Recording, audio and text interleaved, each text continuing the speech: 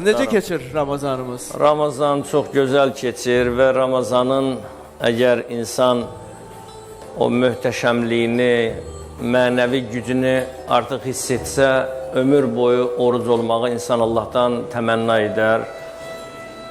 Allah Rəsulü buyurur ki, Ramazan ayının əvvəli rəhmətdir. 10 günlük, son 10 günlük rəhmətdir. İkinci 10 günlük əfdir, bağışlanma.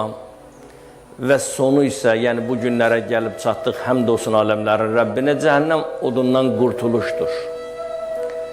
Ramazan insanın həm ruhunu, həm cismini kamilləşdirir. İnsanın zəif nöqtələrini gücləndirir, iradəsini, vicdanını, ağlını gücləndirir. Ramazan yeganə aydır ki, Allah Teala onu Quran-ı Kərimdə Şəhrur Ramazan buyurur, Ramazan ayı. Günahların bağışlanan ayı. Və mən fikrimi, təbii ki, inşallah veriliş boyu burada olub fikirlərimizə müdaxilə edəcəyik bu məsələlərdə. Amma əziz izləyicilərimizə bunu çatdırmaq istəyirəm ki,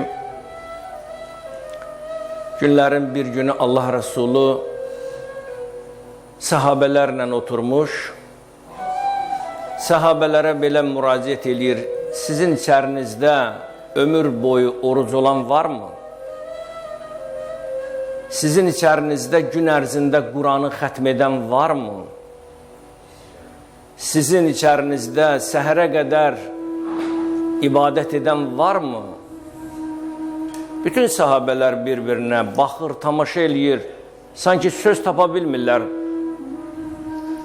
Salman, Allahın salam və rəhməti olsun ona, əlin qaldırır, ya Rasulallah, mən deyəndə Allah Rəsulü təbəssüm edir. Sahabələrdən bir Əbazər adında bir şəxs deyir, ya Rasulallah, doğru demir Salman, mən dünən bunu oruciyən gördüm. Və hansı iddiada bulunursan ki, deyirsən ki, mən ömür boyu oruc oldum. Allah Resulü buyurdu, qoy Salmanın dilindən eşidək. Salman buyurdu, ya Resulullah, mən sizdən eşitmişəm ki,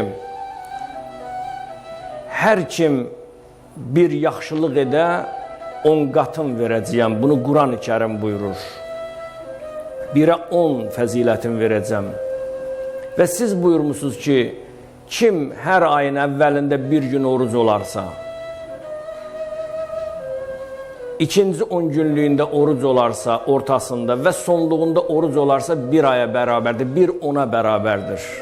Peyğəmbər sahabələrə baxır, tamaşa edir, tamam məntiq əsaslarından danışır. İkinci, siz ki buyurdunuz, bir günə Quranı xətm etmək, bilirsiniz, Quranı xətm etmək bir gün mümkün deyil.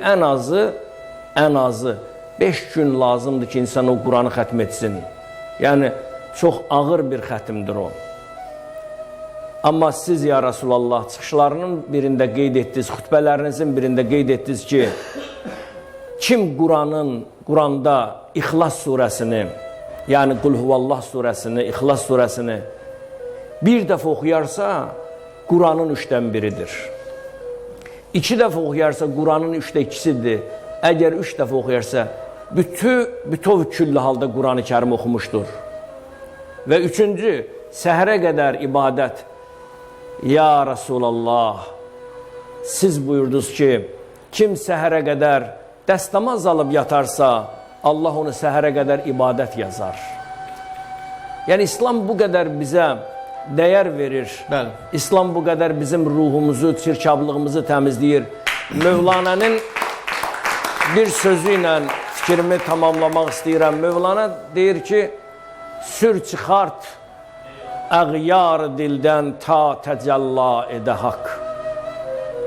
Sür çıxart əğyar dildən ta təcəlla edə haqq. Padişah qonmaz saraya xanə məmur olmadan. Heç görmüsünüz ki, bir evi təmizləmədən, süpürmədən o evə qonaq dəvət eləyəsən, könül sarayına Quran gəlir, söz sultanı gəlir. Burada nə varsa, qeybət, paxıllıq, yalan, rəzillik, oğurluq, cinayət, nələr varsa buradan çıxardacaqsın. Eynən, tamamilə doğrudur.